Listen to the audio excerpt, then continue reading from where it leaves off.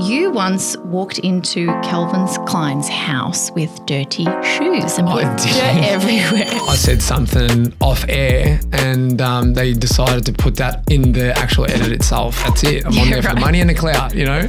You have modelled for some huge brands, right? We're talking the likes of Jimmy Choo. You even did a video with Cara Delevingne. You've modelled for Roberto Cavalli, is that right? Yes, yeah.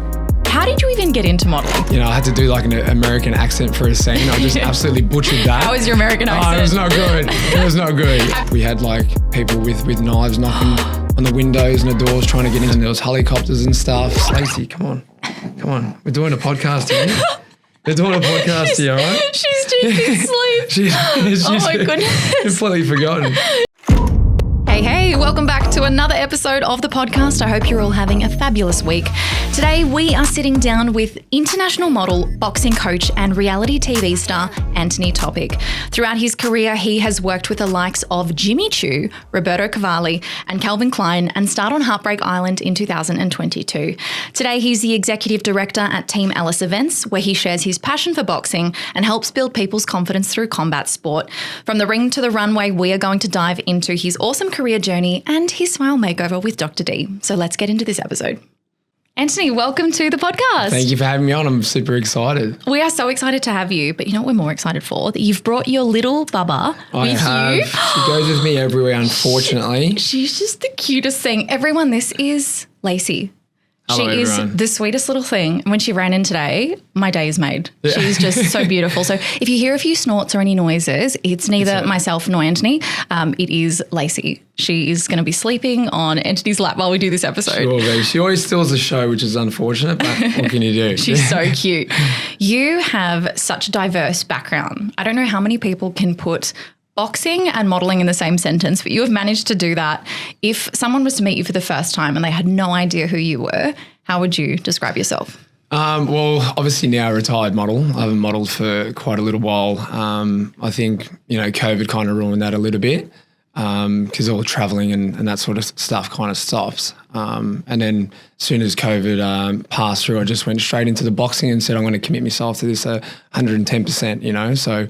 but it was a fun era of my life, that's for sure. Do you miss modelling? A little bit. The creative side and the artistry of it, I do. It's always something different that you were doing. And you met all sorts of people, and it was a growth part of my life, that's for sure, because you're alone for a majority of the days that you're away and away from friends and family. So that was probably the hardest part. Yeah. And change of pace, obviously, now for you with what you're doing now, very different space, working as executive director at Team Alice compared to modelling. So let's rewind, though, back to the beginning. Yep. I listened to another podcast. You said that you grew up in a rough area. Talk to us a bit about your upbringing and what that was like for you. So I grew up in St Albans, which is probably like one of the highest crime rates in Victoria.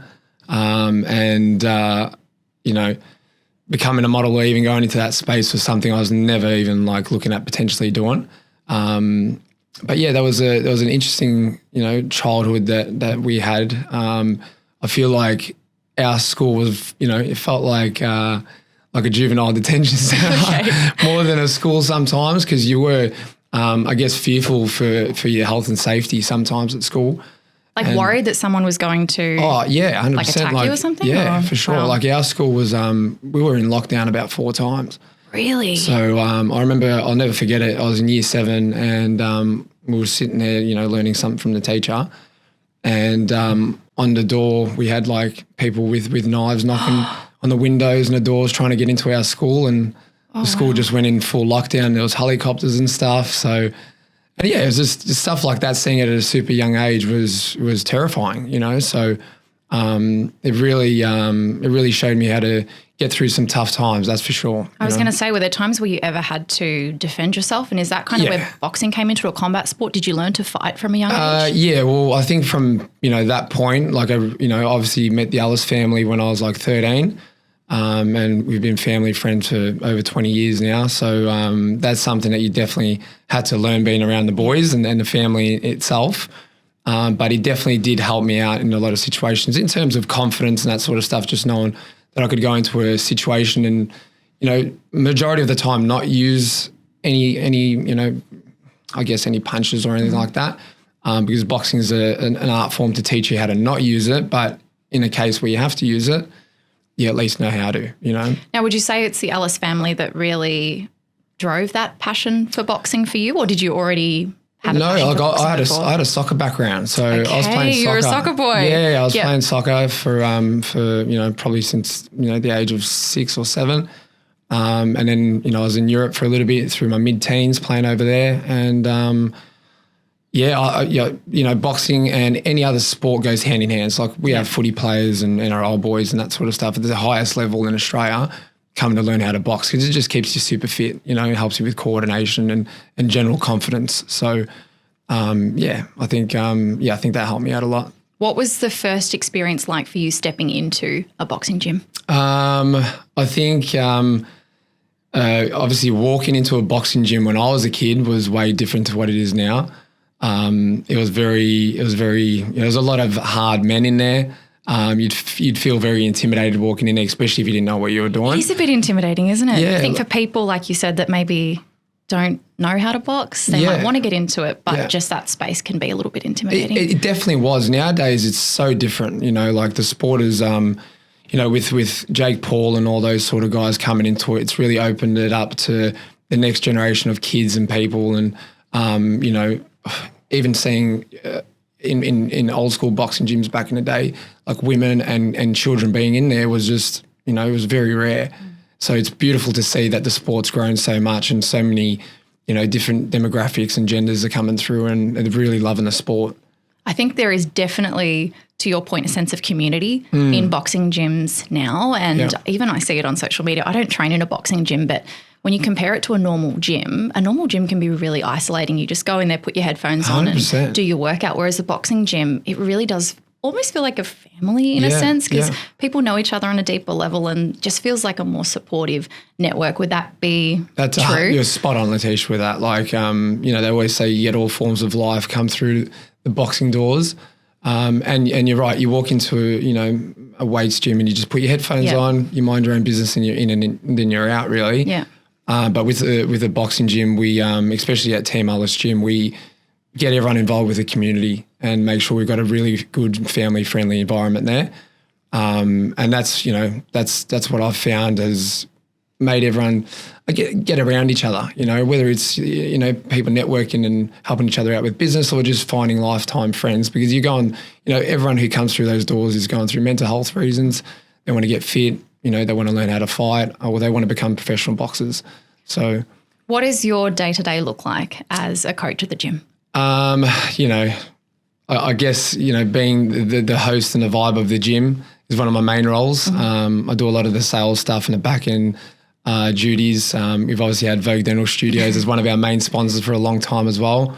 So yeah, just doing the back end stuff, obviously training people as well is one of my main jobs as well while I'm in the gym.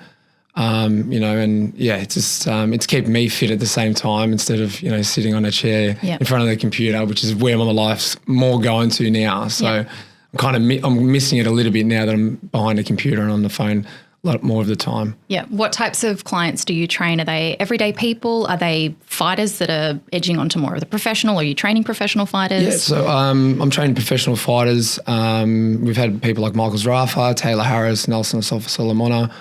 Mitch Leake's one of our boys who's fighting for an IBF World Youth title in the next month or so.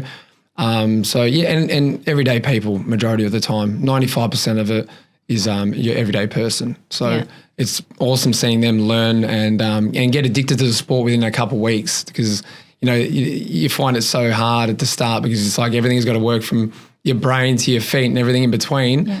But you get the bug for it after a couple of weeks. Yeah. Is there someone that you've trained over the years that's had like a really transformational journey that has stuck with you? Yeah, I had a guy called Ben at the gym, and he was 170 kilos, and he did PTs with me every day, 5 days straight during the working week, and within 11 months he lost 70 kilos. That's huge. Yeah, he had 2 fights, lost 70 kilos, and then I think he found a girlfriend even at the gym. So wow, look at him go. So he got the whole, you know, shebang at the gym. Yeah.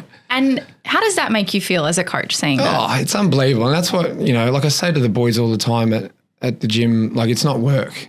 because you're seeing people do great things with their own lives and you feel good about helping them out, you know, because at the end of the day, you're, I guess you're a psychologist at the same time some days, and, you know, a lot of the time you'll just find that people just want to have a bit of a chat in between doing some exercise, and while the endorphins are pumping, they're feeling great and they're getting something off their chest to have a chat with you about, you know. So no, it's a beautiful thing to see people grow, as, you know, in the gym and outside of the gym as well. Yeah, I can hear the little one snoring there. Now she's gone, isn't she? She's in a deep sleep, the poor thing.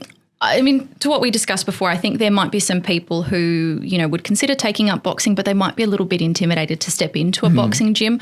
What's some advice that you would give to them, and especially as a coach, but also someone who's been in that space and grown up in a boxing gym? I think a lot of people walk into any gym really and find it a little bit intimidating. You know, some people might be coming in there a little bit overweight, or like boxing, haven't done it before. All I can say to them is just to walk in there and just give it a crack. That's all you can do.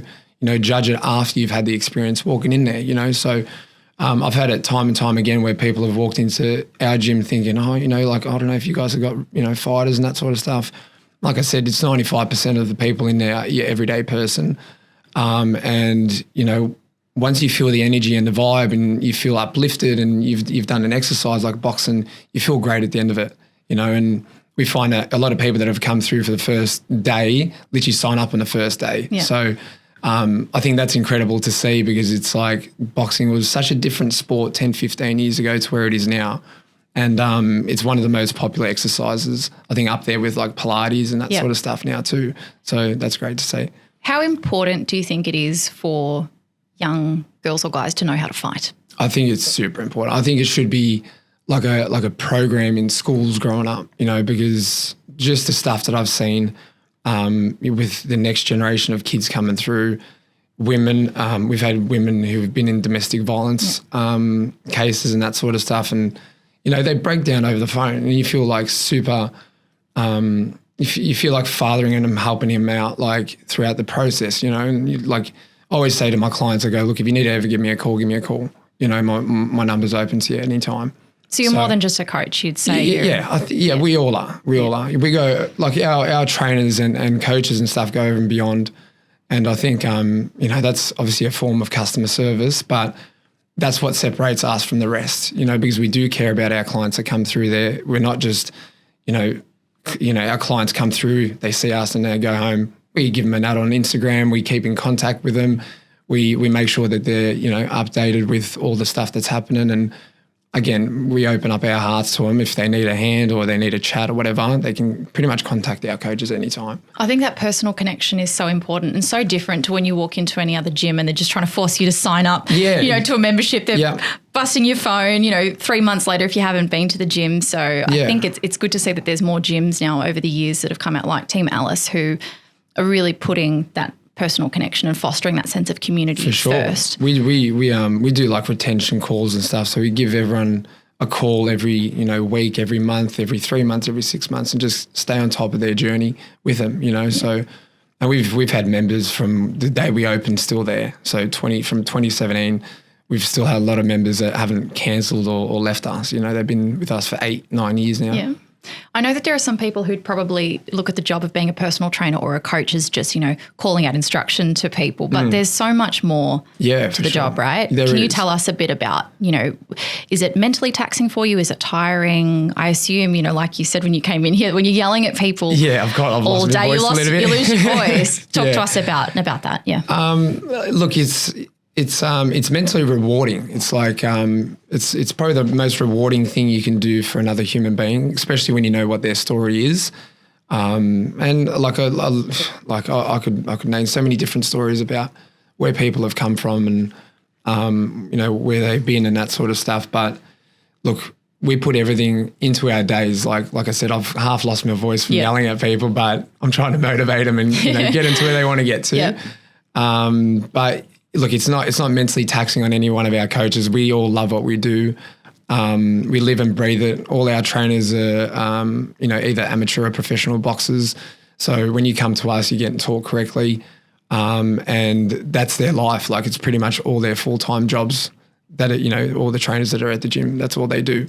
So, you know, between what we do all day from helping people out to then training themselves and that sort of stuff. We live and breathe it at Team Ellis Gym. And how would you describe your coaching style? Oh God. Well, all my coaches that I had growing up were very strict and regimented and hard asses. Yeah. So, I go down that route a little bit when I'm training, but I definitely do give them the love and in between the rounds when they got 30 seconds to a minute off, we have a good little laugh and a After little you're done smacking them around for a bit. Yeah, we have a good little laugh and stuff. So, and again, like I said, a lot of people come in to have a bit of a chat, do a bit of a workout, and we like helping people out mentally and both physically as well. So I think that's super important to have a nice mix of both. Amazing. Love that. Let's talk about your modeling career. Yeah. Okay. You have modeled for some huge brands, right? We're talking the likes of Jimmy Choo. You even did a video with Cara Delevingne, I heard. Yeah. You've modeled for Roberto Cavalli at Milan Fashion Week, is that right? Yes, yeah. Huge. How did you even get into modeling? Talk us through the process. I want to know right from the beginning. Yeah, so one of my friends, Lester Ellis Jr., so Lester Ellis Sr., that's his first child, he was signed by William Morris Endeavour in America. So he was in the list with Margot Robbie and Leonardo DiCaprio and that sort of stuff. So, and he just filmed, I think, Jemaine Prover's Schoolgirl before he flew over. I love Do you remember that show? Yeah. So he was Jemaine's boyfriend. Oh, okay, yes. Yeah, that was him. Oh, wow. Yeah. He had to go over to America for pilot season. And he's like, can you come down and, live with me for 3 months or something while I'm up there doing all these castings and that sort of stuff. And I said, yeah, no dramas. Went up there. A guy randomly hit me up over Instagram because I did like a story post, and his name was Ashton Michael.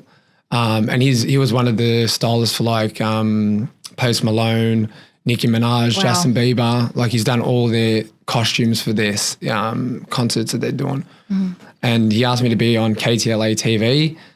And I was like, I don't know what's going to happen here. This is so random. I had 500 followers or something at the point. And we went to Fox Studios and it was a real thing. Ended up being on TV. And then I had a guy back in Australia called Greg Teiching. He ended up signing me up straight away as soon as he saw it. And Wilhelmina hit me up as well on the same day. Huge. Wow. And said, look, we want to sign you up. Come into the office tomorrow. So how old were you? I would have been 24. God, so quite young for that. So 24 to when then did you kind of stop modelling? Or are you still modelling? Yeah, I'm still doing, little fun things here and there. Like obviously I'm wearing a Front Rower T-shirt. Yep. Tim Henley's a very good friend of ours. He also fought for me I think he fought for us twice. So I do bits and bobs here and there. But I like picking the work that I'm doing rather than just getting force-fed certain things to do. But as I got to the end of my career, I was doing that anyways. Yeah. And it was funny because one of the agents at Vivian's at that point was saying, "Oh, Antoni, you keep rejecting these jobs and that sort of stuff, and what are we going to do about this type thing?" And I said, "Look, I'm just getting a little bit, over it. I've got obviously the boxing end that I've got to manage as well, so it's very hard to take 8 to 10 hours during my day to just go and do a photo shoot and be the talent rather than, work on the back end of things." So, as soon as I got to about 28, when COVID kind of happened, that was pretty much it for me, Would you say that you fell out of love with modelling, or was it more just a change of direction and path for you? Just a change of path. I felt like, where I wanted to be in my 30s wasn't a Calvin Klein model or something anymore. I wanted to go down the boxing route, and that's where I put all my years in as well prior to getting into the modelling. It was in the boxing industry. So we started promoting when we were like 19 years old. And, we built it up. The hardest thing for me was obviously going away for so many months and, you'd have to come back and you got a lot of work to get done when you do come back. It was just too taxing and that was it really. Tell us about this video that you shot with Cara Delevingne. Yeah. Because when I heard the story, I just freaked out. I mean, she's huge. Did you know that you were shooting with Cara Delevingne? I had no idea. So we had a casting day and there was probably like 500 people there. 500 models obviously, and there was actors as well. So they were trying to hire actors as well as models. And my name got called out, and it was a panel of 5 people. Wow. And I was like, oh my God, this is probably the biggest, casting table I've ever seen. There were some big names there. And, they just told me to act out a couple scenes. I had to do like an American accent for a scene. I just absolutely butchered that. How was your American accent? Oh, it was not good. It was not good. Have you worked on your American accent since? No, I've decided to never do it again. Okay, fair enough. I was going to ask you to do a demo, but maybe we won't. No, we'll say I completely butchered it. But I had the whole casting table laughing the whole time I was in there. That's so I'm like, great. look, I think I've got a good chance here. So, first, that's what modeling taught me. It taught me all about first impressions and how to walk into a room and just try to get everyone to love you immediately and just be personable, So as soon as I had them laughing and, did whatever they needed me to do, disregard the American accent scene completely. I didn't get that role. But yeah, they, I could sense that they loved me. And then I walked back out and everyone's saying like, how did you go? What was, what did they ask you to do? And that sort of stuff. And walked straight out. As soon as I got home, I had a phone call from LA Models at that point. So I switched from Wilhelmina to LA Models. Yeah. And they said, you got the job. What was your reaction when they told you got the job? Well, I didn't even know it was for Jimmy Choo. Oh, I had no idea. I had no idea it was going to be with Cara Delevingne. I had no idea it was going to be with Jimmy Choo. They wouldn't tell us any information. Wow. So what happens? You just rock up to the job and then you find out. Yeah, you find out later on. Right. Like it was super exclusive. They didn't want to say who it was for or who the main was going to be in the commercial.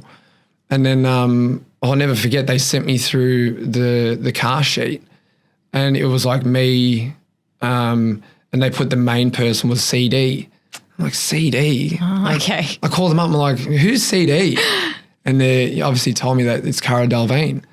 And they're like, you're going to be doing the scene with Cara Delevingne. I'm like, oh God, this is pretty big, I guess, like I'm not, I'm like I was in fashion, but I wasn't like fully, like I'd never really watched like commercials or, fashion shows and stuff. I'd never really, watch it unless I was a part of it type thing. So as soon as I saw her name there and found out it was her, I was pretty excited, So were you nervous at all though? Not really. Like you strike me as a very confident person anyway. Look, but I was nervous, of course, because it's such a big cast and there's a lot of people behind the scenes. I've never been in front of that many cameras or that many people before, but more excitement than anything. And I'm one of those people that the more pressure it gets put on me, the more I'll live up to it or perform. So. Yeah. But it was a little bit nerve-wracking because you obviously don't want to stuff it up in front of that many people. Of course. That was the most nerve-wracking thing.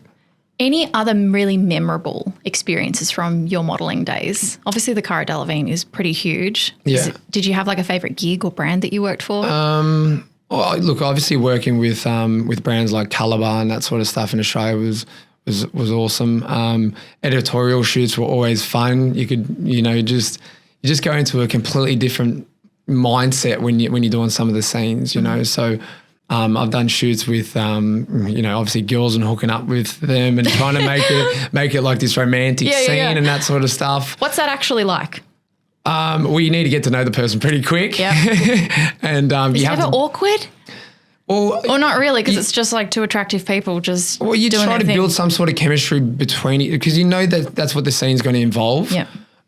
So you do need to go there to a degree, but we're both professionals at the end of the day. It's like we'd done that scene and then that was kind of it.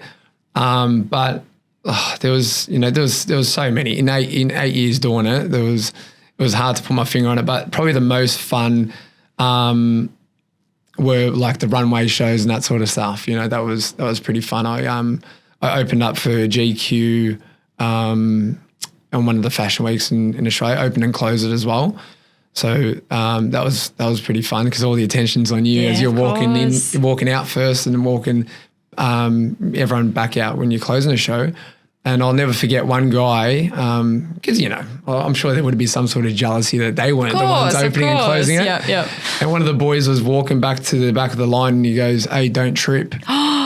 And there was a point where like I was walking, it was like super slippery because we already trolled the run. Yeah. I'm like, oh God. And that's all I was thinking about the whole time. It's the worst, isn't it? But I didn't let him get to my head and I didn't trip. So And he was right at the back of the line. So any kind of like mental tips, I mean, to your point about, people trying to get in your head, and I'm pretty sure that that's something that any model could attest to and say that they've experienced. How did you overcome that or try and combat that mentally?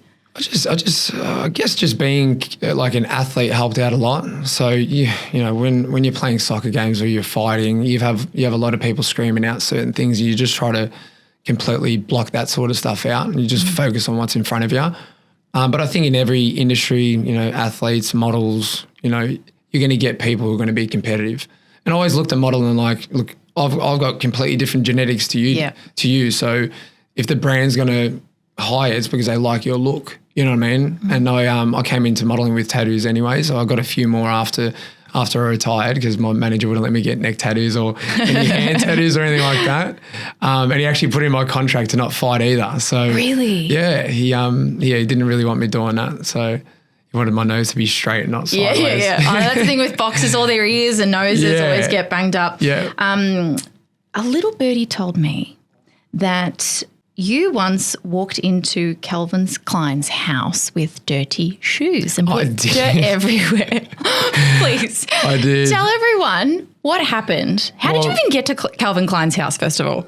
Look, as soon as you get to like LA as an Australian, I feel like everyone just wants to take you in and help you out and introduce you to this person and that person. And I found that, American people found it so intriguing to have an Aussie friend that was, I think they love the accent. They love the accent. We think we're bogans, but they love the accent. Yeah, they love it. I'm like, what do you love about it, And I was fascinated with their accent because like this is like TV, But yeah, through the fashion world, you meet so many different people. One of my very dear friends, Florido, is Justin Bieber's and Hailey Baldwin's hairstylist. Wow. And I'm pretty sure he was the one who actually hooked them up together. And, through him, I met, Scooter Braun's people and their management and that sort of stuff. So just through modeling, you'd meet people in different industries really. But obviously Calvin Klein being in the fashion world, I thought, this is my lucky break. And I understand that networking's, what you need to do when you're in the industry. You need to, build these relationships. And one of my dear friends invited me to dinner with Calvin Klein, and we had a lot of mutual friends anyways. So I ended up saying yes, I'm going. And he dripped me out in all like Tom Ford and stuff. I think I was wearing like a Balenciaga jumper. He's like, oh no, you can't wear that there.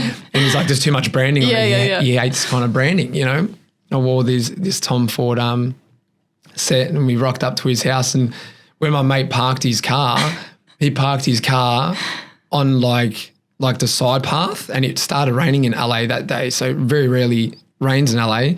And I've stepped on like the grass, and it must have been wet. I didn't even realize to like clean my shoes or nothing like that. And we rocked up to the front door, walked in. There was no one complained about my shoes or anything like that. And we've gone to, I think the Trump election or something was on, and we all decided to go and watch that. Then I've just walked into his cinema room with muddy shoes on. But I didn't realize it was me. And then he's like, wait, everyone stop. Everyone check your shoes.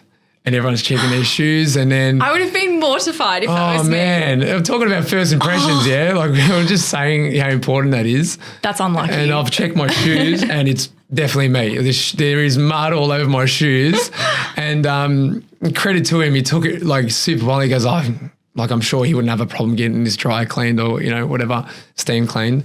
But yeah, I just thought that was probably the worst first impression I've ever made, but I made light of the situation obviously, and they just loved me at the end of it. So I think, making people laugh and building that rapport with them is, it taught me a lot. And that was a situation where I thought like, this is very awkward. I'm probably never going to get invited back into his house ever again. That is hilarious. I feel like as you're the Aussie too, they were like, oh, we'll let it. Yeah, he's Australian, don't worry. Gotta go get him a drink or something. He'll be all right. I love that. Yeah. There is a lot of conversation about, body image and fashion, but I think it's usually centered around women. Yes. I mean, we've seen a rise in men as well experiencing body dissatisfaction, guys saying that, oh, I'm too lean or I'm not lean enough, and, struggling with image of like muscularity. Do you think that male models experience the same level of scrutiny as females in the industry? Nowhere near. I remember I was in a modeling agency just having a chat with one of my agents, and he was saying that this girl's like gotten so fat. And I'm like, how much weight is she put on? He goes, 1 kilo. I'm like, what are you talking? And I couldn't help but laugh. I thought he was I thought he was joking. I'm saying, but yeah, like body image and that sort of stuff. Like especially like the European models, like they have to be a certain weight and a certain size and all that sort of stuff.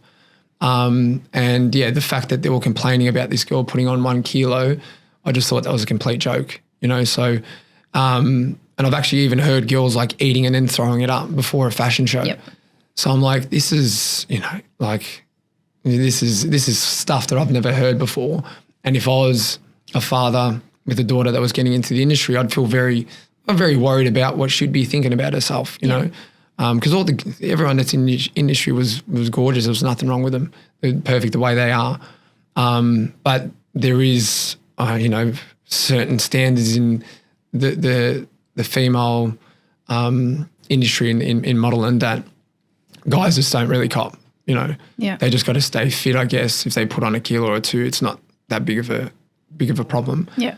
But as I just said, a girl put on 1 kilo and it's a massive, massive issue. It's insane to think about. Yeah. And it's funny because like I've even had girlfriends who, are with agencies and these girls are like a size 2 or a size 0 and they're told to lose weight. Yeah.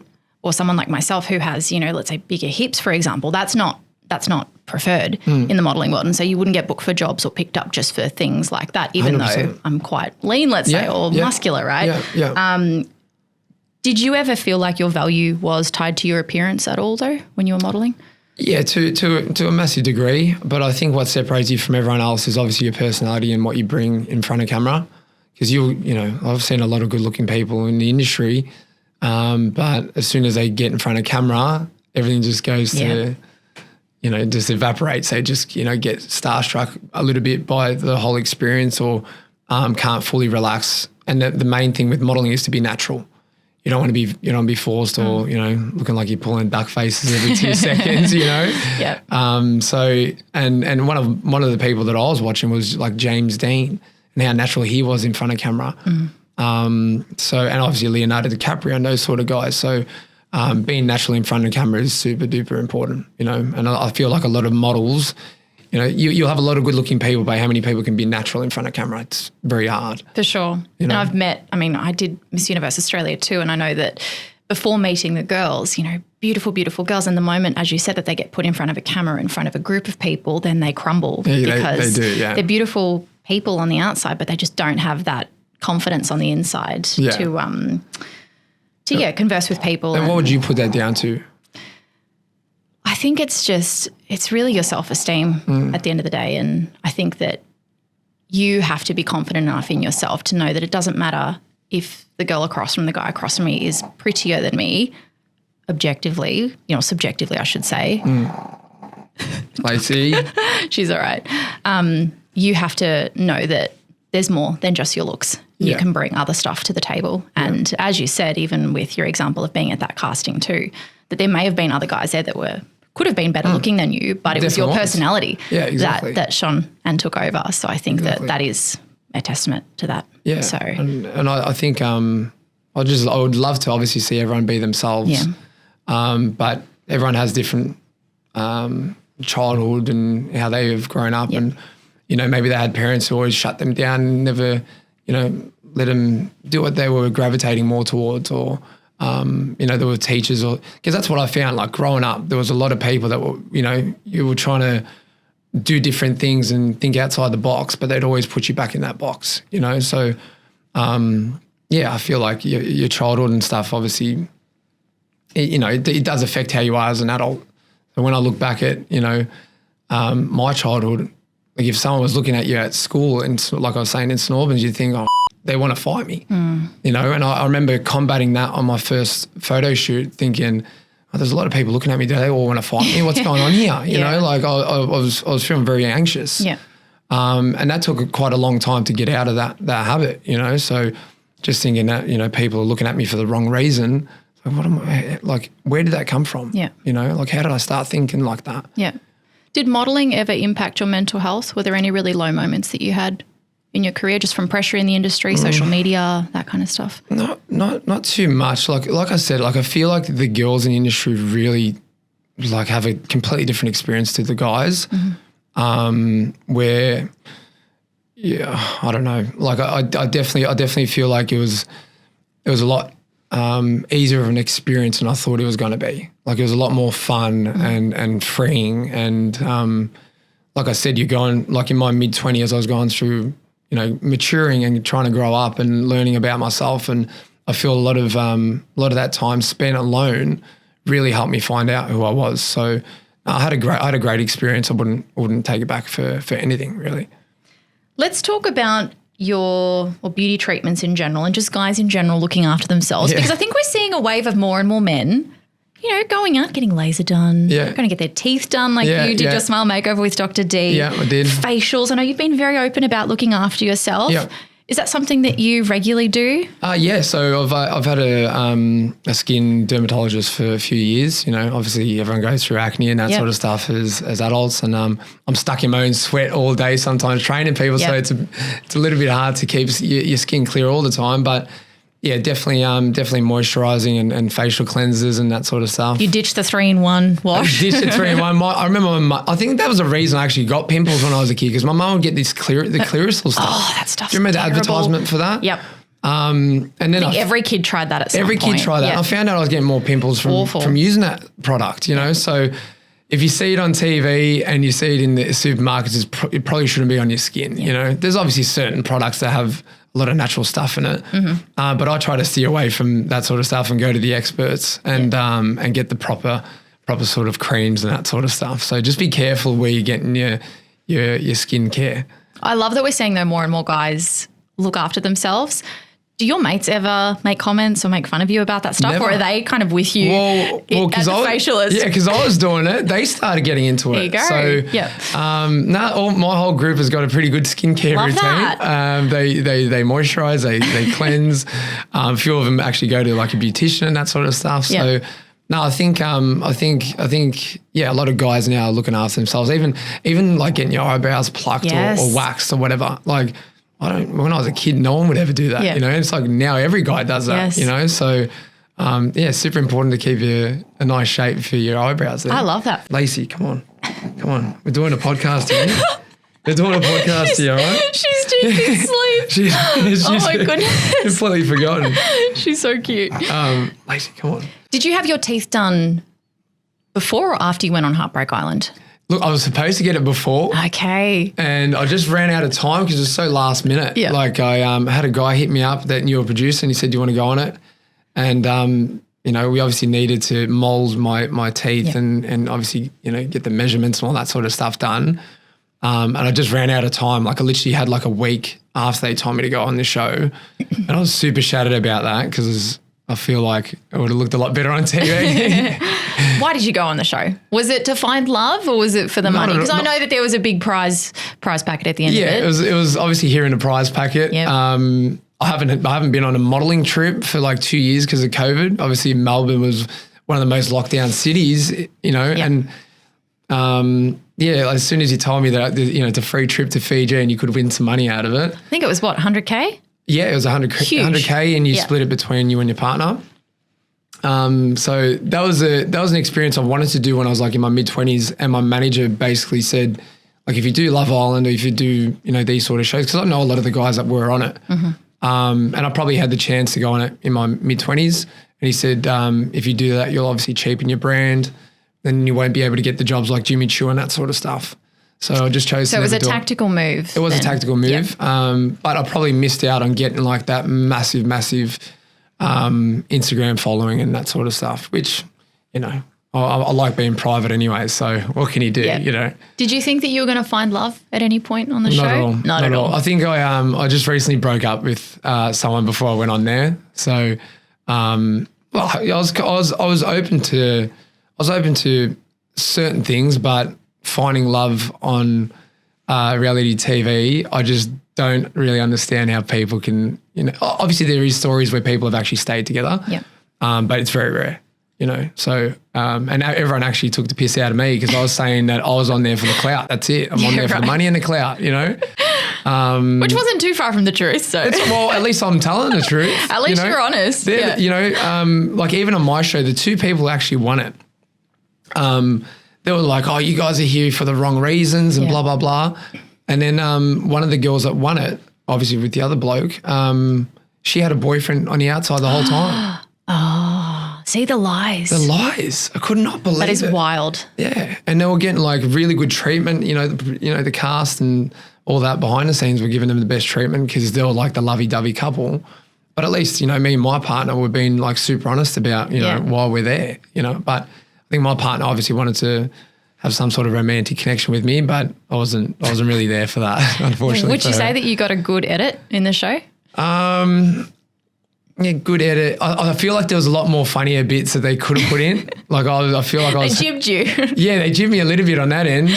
But there's you're filming 24 hours a day, and it's funny because the day off that we had. So we have a day off on Sundays, and I said something off air, and they decided to put that in the actual edit itself. So I was a little bit disappointed about that one, but what can you do? You got to be careful of what you're saying when you feel like there's, hidden microphones or something like that. But I had confidence that this was our day off, and they decided to still chuck that in there. If a producer approached you today to do another reality TV show, would you do it? I'd struggle to honestly find a time. It'd have to be a pretty good pay packet. But I would do like even a Survivor. I don't know if I could do that now. Survivor's rough. It is rough. It is. I couldn't do Survivor. I don't think I could either. Like just the ants and like getting bitten by mosquitoes all day or something. Deal me out. We have a closing tradition on the podcast where every guest has to do a round of rapid fire Q&A. Yeah. Are you ready? I'm ready. All right. Question number 1. What is one thing that people assume about you that isn't true? I'm probably like, I don't know. Probably the tattoos probably make me look like a bit of a thug or something. I don't know. I'm not a thug at all. It's all body art for me. But sometimes I feel like people might get the wrong idea or something, and then I start talking and they're like, oh, this guy's really nice. He's really nice, yeah. And body art itself, tattoos is even that in the last 10 years has changed so much. Like everyone's got tattoos now. Completely different perception now. Completely different, you know. But back when I pretty much got them done, I got my tattoos done like 12 years ago. I actually need to go over them again because they're fading out. But yeah, it was a completely different sort of thing, So now I feel like everyone's got one. Yeah. Question number 2. What is your worst boxing injury or worst sporting injury? I luckily haven't broken a bone. At all? At all. I remember falling over my handlebars as a kid. Yeah. And landed on my chin on the like cement, and I thought I broke my jaw. Didn't break my jaw. I've been hitting certain areas. Thought it could have broke, never broke. Probably my worst injury would be playing cricket, and the ball literally was like going across the floor, and it just jumped up and hit me in the nuts. So if you're a bloke, you know how much that hurts. Not the nuts. No, See, us not girls the nuts. can't relate to that. We have had pain elsewhere, but yeah, I've heard that is excruciating. It is really excruciating. Next question. Who is the most famous person you've ever met? And I know you've met a lot of famous people, so who's the most famous? Probably Justin Bieber. What? You met Justin Bieber? Met Justin Bieber very briefly. Okay. We were in the same area and, probably had like a 15 or 20 second conversation about him. Oh, with him, sorry. Yep. But yeah, that was a pretty cool experience. Huge. Question number 4. What is one food you could eat every day? I feel like acai bowls. I've been loving acai bowls. Acai bowls. What's your go-to? Are you a peanut butter or Nutella or no sauce on the top or pistachio? I go pistachio sauce with white chocolate sauce. Wow. I've never had that mix. Yeah, try it out. I usually do Nutella. Do you do granola? I do extra granola. Okay, yeah. Like the crunch. I love the crunch. Give me more of that. Less acai. Love that, the paste. You like more of the toppings. Yeah, I like the toppings, But I don't go too hard because it's supposed to be like a healthy alternative. But then, I feel like yours doesn't sound too healthy. No, it doesn't. I think it's still like 1,000 calories anyways. I should have just had a Ben & Jerry's, Question number 5. What is the best place you've travelled to? Look, to me, like America was such an eye-opener because there's so much random stuff that happens over there. But definitely like Italy for me, because I was living in Italy for quite a little while. And I felt like I was, living the typical Italian lifestyle, going to like Tuscany and that sort of stuff. The dream. I was doing that sort of stuff on the weekends, going to my mate's farm and drinking good vino and eating some really good food. It was very hard to stay on weight there. But yeah, you just had to do what you had to do. All the carbs. All the carbs. We love all the Saturday's carbs. always cheat day. So I was just going hard on Saturdays. Love that. Yeah. What is the biggest red flag on a first date? Oh God. Biggest red flag on a first date. I'd probably say if she had a bad laugh, it'd kind of Hang on, what's a bad laugh? What's a bad laugh? How do you define that? Like a bit hyena-like, a bit loud pitched. Is snorting acceptable? Sometimes I let out a snort, and I do get funny stares, but I think snorting's okay. Snorting's all right. Like I've snorted before. I think it's kind of cute, to be honest. It's very lacy coated. Yeah, it's very lacy. I'm used to her doing it all day, so that's probably why I don't find it weird. What is one fashion trend you'll never get behind? I'll never get behind probably skinny leg jeans ever again. Hey, they're coming back in. Don't say that. I swear to God, they're actually coming back in. Really? Because this female fashion influencer that I follow, she wore her skinny jeans the other day, and I'm like, I'm pulling mine out of the cupboard. Are you talking about for girls or for guys? Look, for girls, they're coming back in, but I think that they'll make a comeback for guys too. Okay, all right. You're not into it. I don't think I really have the legs or the butt for skinny leg jeans. So I've got to do a few more squats in the gym, I think. We'll leave that one. What is your most used emoji? Probably the laughing face. Okay. I feel like I use that quite a lot. And the love heart. I love to shoot out love hearts. Cute. What is your dream celebrity boxing match? It could be two of your favourite boxers, or it could be you with someone else. I'd love to fight Jake Paul. You would love to fight Jake Paul? Yeah, I'll put on some weight to fight Jake Paul for sure. Impressive. The pay packet that comes with it is also nice. Huge. Yeah. What do you think of him as a boxer?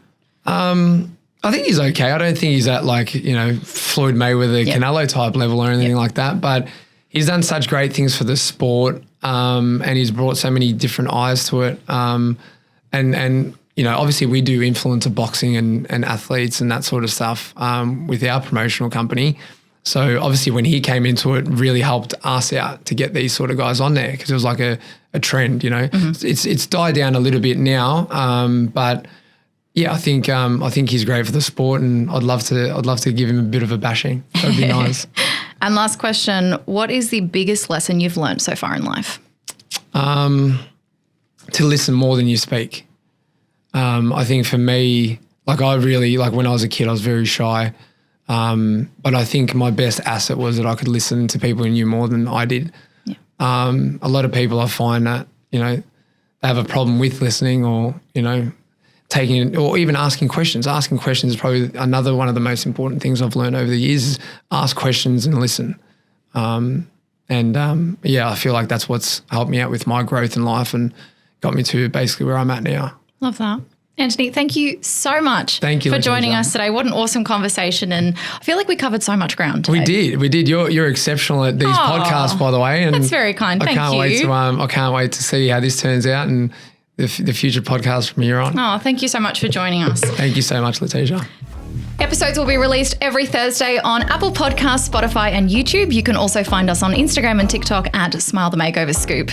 Next week, we have Stephanie Apostolides, also known as Melbourne Chippy Chick. She is a female trailblazer in the trades industry, and she's also the founder of the Tradie Lady Club. You will not want to miss this episode. Her story is phenomenal. That's all we have time for today, guys. Thank you so much for joining us, and I will catch you next week. Bye for now. This podcast is for informational purposes only and does not constitute medical, legal, or financial advice. Please consult with a professional for specific advice tailored to your situation.